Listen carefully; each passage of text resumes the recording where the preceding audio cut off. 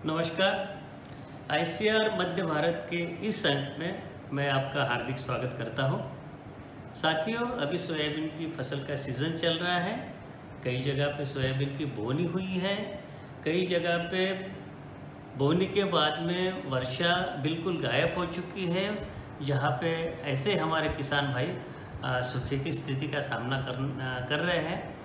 तो इसीलिए मैं आपके लिए आज लेके आया हूँ, सोयाबीन में सूखा प्रबंधन के क्या हमारे पास उपाय है, उसके बारे में हम चर्चा करेंगे हमारे संस्थान के डॉक्टर महाराज सिंह साहब से। और उसके बाद में सोयाबीन में जो दो प्रमुख बीमारियां, पीला मोज़ाइक वायरस और सोयाबीन मोज़ाइक वायरस, वर्तमान में महाराष्ट्र और मध्य प्रदेश के कुछ जिले में जैसे कि सूचना प्राप्त हुई है, इसका आगमन हुआ है। तो प्रारंभिक इसके उपाय क्या क्या हो सकते हैं उसके बारे में डॉक्टर लक्ष्मण सिंह से सुनेंगे। और अंत में इस सप्ताह के लिए साप्ताहिक सलाह, जो हमारी अनुशंसा का पोर्शन है, उसके बारे में हम देखेंगे।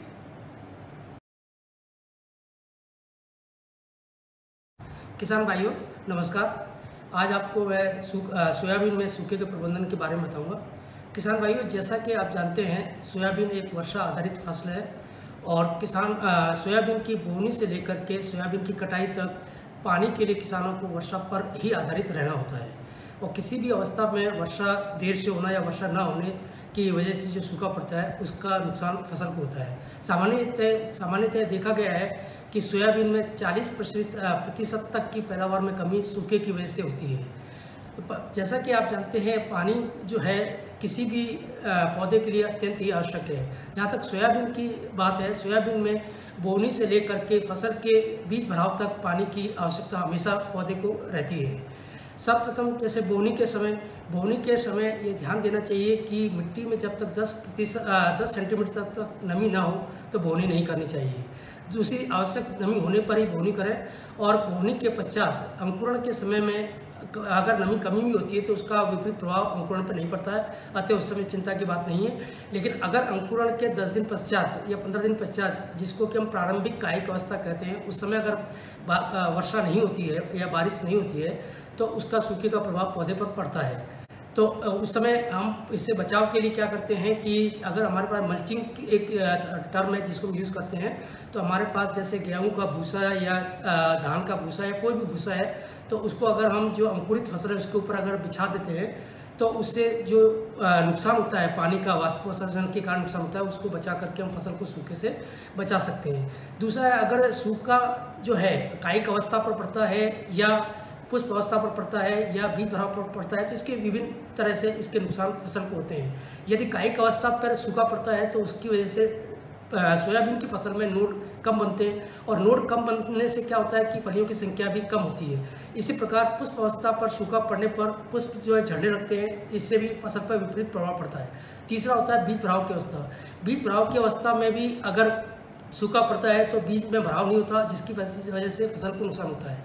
अब आते हैं हम प्रबंधन के बारे में। तो सर्वप्रथम तो जैसा मैंने आपको बताया कि बोनी किस समय करनी चाहिए और कैसे करनी चाहिए, और बोनी के पश्चात हम मल्चिंग का उपयोग कर सकते हैं। दूसरा ये है कि अगर बोनी करते समय किसान जहाँ तक हो सके अगर बीबीएफ पद्धति या रिट्स फरो से अगर बोनी करते हैं तो उसमें पानी सूखे से होने वाले बचाव से बचा जा सकता है।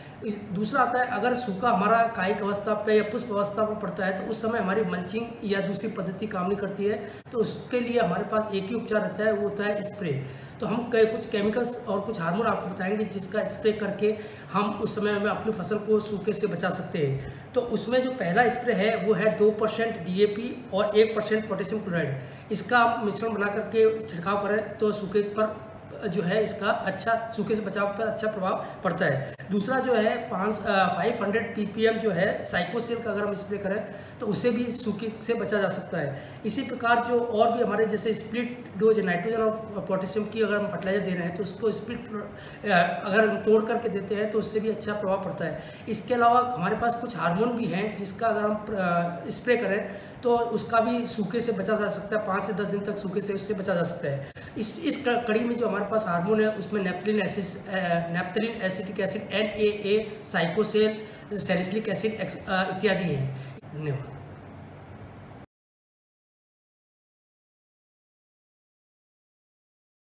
मध्य प्रदेश और महाराष्ट्र सब सेंट्रल जोन के अंदर हम कुछ समस्याएं देख पा रहे हैं सोयाबीन के अंदर, जिसमें 2 वायरल समस्याएं मुख्य हैं, एक पीला मोजाइक वायरस और एक सोयाबीन मोजाइक वायरस। इन दोनों समस्याओं के अंदर पीला मोजाइक वायरस के अंदर आप देख पाएंगे कि पीले और हरे कलर के चकत्ते बनते हैं और धीरे धीरे वो पौधों में फैलते जाते हैं और अंत के अंदर पूरा का पूरा पौधा पीला पड़ जाता है। और सोयाबीन मोजाइक वायरस के अंदर जो सोयाबीन के अंदर जो पत्ते हैं वो पूरे कड़क हो जाते हैं, सोयाबीन के ऊपर की जो पूरी पत्तियां होती हैं वो लेदरी हो जाती हैं, एक चमड़े की तरह पूरी कड़क दिखाई देगी। अगर आप उसको छू के देखेंगे तो आपको महसूस होगा कि कुछ अलग प्रकार के ये पत्ते हैं नॉर्मल से। इन दोनों बीमारियों का रोकथाम, क्योंकि ये दोनों बीमारियां इंसेक्ट से होती हैं ट्रांसमिशन, तो इन दोनों बीमारियों के रोकथाम के लिए जो अनुशंसित केमिकल हैं थाइमिथॉक्सोम प्लस लेम्डासाइलोथ्रिन, उसके अलावा बीटासाइलोथ्रिन प्लस इमिडाक्लोप्रिड, इन्हीं दोनों अनुशंसित केमिकल का आप छिड़काव करें। और इन इंसेक्टिसाइड के छिड़काव के बाद में अगर इन बीमारियों का प्रकोप थोड़ा और बढ़े तो 15 दिन बाद में दोबारा छिड़काव करें। तथा क्योंकि ये दोनों बीमारी इंसेक्ट से होती हैं, जो कीड़ों द्वारा ट्रांसमिट होती हैं, तो इसके लिए सबसे ज़्यादा ज़रूरी है कि जितने भी रोग ग्रसित पौधे हैं उनको उखाड़ कर किसी दूर खेत में या किसी दूसरी जगह जहाँ से ये वापस नहीं आए वहाँ से उन्हें नष्ट कर दें।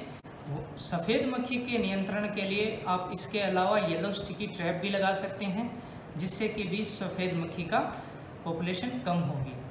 और अगर आपको लगता है कि हमारे क्षेत्र में ये बीमारी बारी बारी में आ रही है तो जो रेसिस्टेंट वैरायटी है उनको ग्रो करवाएं।